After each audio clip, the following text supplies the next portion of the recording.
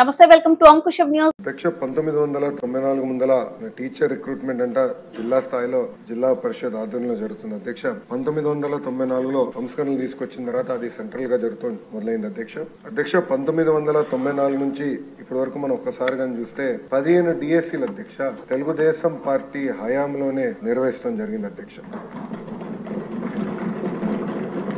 2019 వరకు చూస్తే దాదాపు 2,20,000 పోస్టులు మనం నోటిఫై చేస్తే అధ్యక్ష దాంట్లో 1,80,000 పోస్టులు మనం భర్తీ చేసుకుంటాం జరిగింది. ఇదొక చరిత్ర అధ్యక్ష. అంతేకాకుండా అధ్యక్ష పెద్దలు ఇప్పుడే మాట్లాడుతూ నన్ను అడిగారు అధ్యక్ష, గత ప్రభుత్వంలో ఎన్ని పోస్టులు భర్తీ చేశారని అడిగారు అధ్యక్ష.